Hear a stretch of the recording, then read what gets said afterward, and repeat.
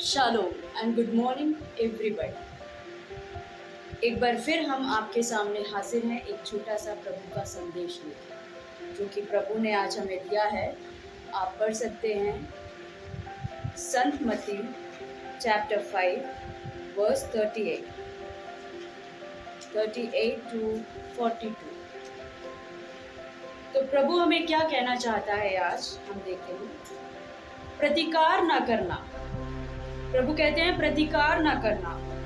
तुम लोगों ने सुना है कि कहा गया है, आँख के बदले आँख और दांत के बदले दांत।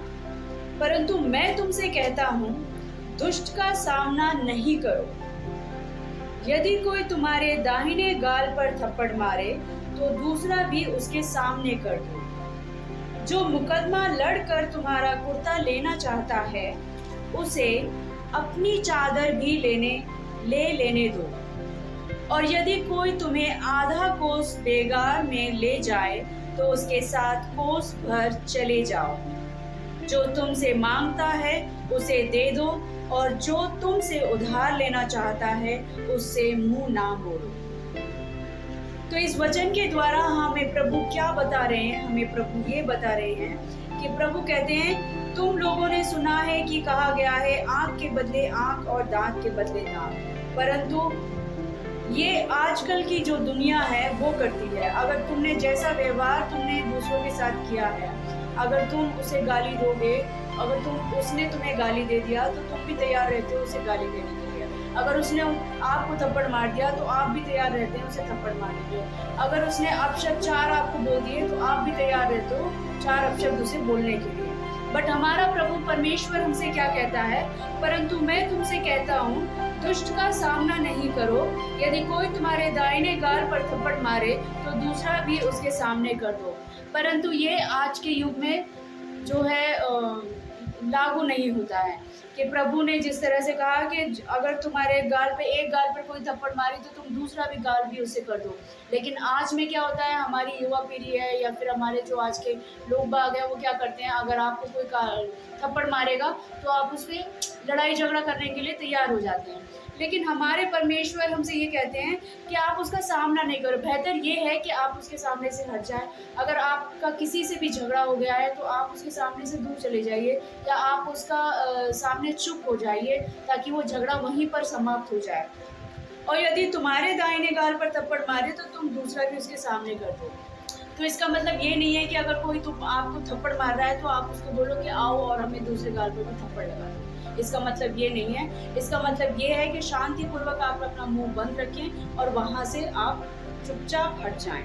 जो मुकदमा लड़कर तुम्हारा कुर्ता लेना चाहता है, उसे अपनी चादर भी लेने दो। और यदि कोई तुम्हें आधा कोस बेगार में ले जाए तो उसके साथ कोस भर भी चले जाओ। अगर कोई आपसे मदद की उपेक्षा रखता है तो जाहिर सी बात है कि आपको उसकी मदद करनी चाहिए। इसके बेसिस पे मैं आपको एक स्टोरी सुनाना चाहूँगी कि एक लेडी थी और एक बच्चा कचरे के डिब्बे में पड़ा हुआ था। तो बहुत सारे लोग जो है वहाँ से चर्च जा रहे थे। तो जब चर्च जा रहे थे तो किसी ने तो कमेंट्स कर डाले कि कैसे बच्चे को पटक रखा है यहाँ पर कचरे ने, किसने पैदा किया है, यहाँ पर पटक दिया है, इस तरह से कमेंट्स कर रहे थे। और कुछ लोग अपना टाइम देख रहे थे कि हाँ, हम चर्च के लिए लेट हो रहे हैं और हमको चर्च जाना है। और उसी दौरान में एक लेडी वहाँ से आती है, ओल्ड लेडी, और वो भी चर्च जा रही थी। और उसने क्या करा, उस बच्चे को उठाया और उस बच्चे को उठाकर अनाथ आश्रम में रजिस्टर्ड कराया और पुलिस ने FIR दर्ज करी। और उसके बात करने के बाद में वो वहाँ से जो है चर्च की ओर रवाना हुई। तो इस स्टोरी से हम क्या सीखते हैं कि अगर हम चर्च जा रहे हैं, चर्च जाने का मतलब क्या है, हमारा ईसाई भाइयों का कर्तव्य क्या है? हमारा ईसाई भाइयों का कर्तव्य ये है कि अगर कोई दुख पीड़ा में है और अगर हम उसकी सहायता कर सकते हैं तो हमें उसकी सहायता करनी चाहिए, चाहे वो फिनेंशियली हो और चाहे वो इंटरनली हो, चाहे वो फिजिकली हो। आप उसकी किसी भी तरह से अगर मदद कर सकते हैं तो आपको बिल्कुल आगे आके उसकी मदद करनी चाहिए। ऐसा हमारे प्रभु ईश्वर कहते हैं। और जो तुमसे मांगता है उसे दे दो, और जो तुमसे उधार लेना चाहता है उससे मुंह ना मोड़ो। तो प्रभु हमें हमें हमें ये सिखाते हैं प्रभु कि अगर कोई हमसे मांग रहा है, हमारे पर्स में पैसे पड़े हैं, बट वो हमसे मांग रहा है, तो हम उसे एक बार को ये सोचेंगे, हाँ ये इंसान ऐसे ही है, मतलब किस किस को हम देंगे, कितने गरीबों को हम देंगे, या किसको, या कोई हमसे उधार मांग रहा है, कोई नौकरी, हाँ हम तुझे दे देंगे, यूँ करके आपसे मांग रहा है। बट कभी कभी हम ये सोच कर रह जाते हैं कि मतलब हम उसकी मदद करें या ना करें। फिर हम ये सोचते हैं कि चल यार ये तो हमेशा मांगते ही रहता है, इसे क्या ज़रूरत है, हम बार बार इसे देते हैं, और फिर हमें वापस से भी नहीं करता है, लेट में वापस करता है। तो ये सारी चीज़ें जो हैं आप साइड में रखें। आप ये कोशिश करें कि आप उसके लिए प्रार्थना करें। अगर आपको लग रहा है कि वो इंसान जो है आपसे बार बार मांगता है, तो आप उसके लिए प्रार्थना करें ताकि वो आगे से आपसे ना मांगे, क्योंकि आप उसके लिए प्रार्थना करेंगे, प्रभु उसकी फिनेंशियल प्रॉब्लम को दूर करेंगे, और वो देने वाला बनेगा, लेने वाला नहीं बनेगा। जैसे कि हमारे प्रभु ईश्वर हमें वचन में कहते हैं कि आप देने वाले बनिए, लेने वाले नहीं। तो उसी तरह से हमें प्रार्थना करनी है। तो इस वचनों से हमें ये सीखने के लिए मिलता है कि जहाँ लड़ाई झगड़ा होता है वहाँ हमें चुप रहना है, और हमें दूसरों के लिए प्रार्थना करनी है कि जो क्रोध उसको आया हुआ है वो क्रोध हमें नहीं आना चाहिए।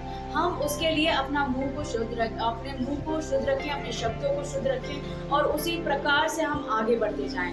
तो आइए प्यारे भाइयों और बहनों, हम इस वचन के द्वारा हम आप लोगों से ये प्रार्थना करना चाहेंगे, और परमेश्वर से ये प्रार्थना करना चाहेंगे कि हमें प्रभु शक्ति और सामर्थ का वरदान दे, ताकि लड़ाई झगड़ा ना करते हुए अपने जीभ को कंट्रोल में रखते हुए हम आगे बढ़ सकें। तो आइए हम उन सभी लोगों के लिए प्रार्थना करते हैं जो क्रोधित हो जाते हैं, शॉर्ट टर्म जिनका है, और बहुत जल्दी उन्हें क्रोध आ जाता है, और मुंह से वो बहुत जल्दी गंद बखाने लग जाते हैं, और कोई तो मारपीट भी करने लग जाते हैं। तो इन सब चीज़ों को अवॉइड करते हुए परमेश्वर से हम प्रार्थना करें, इग्नोर करते हुए परमेश्वर से प्रार्थना करें कि उन सभी लोगों के लिए जो लोग इन चीज़ों का सामना करते हैं, जिन पे अपना कंट्रोल नहीं हो पाता, जिनको ज़ुबानों पर अपना कंट्रोल नहीं है, तो हम उन्हीं सभी के लिए प्रार्थना करेंगे प्रभु ईश्वर से, ताकि प्रभु उन्हें शक्ति और सामर्थ्य से भर दे, और वो अपने आप को कंट्रोल कर सके, अपना गुस्सा कंट्रोल कर सके, अपनी ज़ुबान को कंट्रोल कर सके, अपने हाथ पैरों को कंट्रोल कर सके। तो आइए हम प्रार्थना करते हैं। Thank you, Jesus. Praise you, Jesus. Love you, Jesus. Adore you, Jesus. We glorify you, Jesus. All glory and honors is yours, Jesus. सारी महिमा तेरे नाम को देते हैं, सारी महिमा तेरे कार्य को देते हैं प्रभु ईश्वर। आज हम यहाँ पर उपस्थित हैं प्रभु ईश्वर, उन सभी लोगों के लिए प्रार्थना करते हैं जो ऑनलाइन ये वीडियो देख रहे हैं। हे प्रभु ईश्वर, उन सभी को आशीषित कीजिए, अपना पवित्र लहू प्रभु ईश्वर, आपका जो पवित्र लहू है उनके सर से लेकर पैर तक विलेपन करती हूँ प्रभु ईश्वर, ताकि जो भी इस मुसीबत से, जो भी इस क्रोध से, जो भी जिनको भी कंट्रोल नहीं है अपनी जुबानों पर, जो भी अपने हाथ पैरों पर कंट्रोल नहीं कर पाते हैं, लड़ाई झगड़ा करते हैं प्रभु ईश्वर, उन सबों पर अधिकार लीजिए प्रभु। यीशु के नाम से मैं मांगती हूँ प्रभु ईश्वर, यीशु नासरी के नाम से मैं मांगती हूँ प्रभु ईश्वर, उन सबों पर अपना पवित्र लहू छिड़क दे, उन सबों पर अपनी आशीष छिड़क दे, उन सबों पर अपनी पवित्र आत्मा उड़ेल दे प्रभु ईश्वर।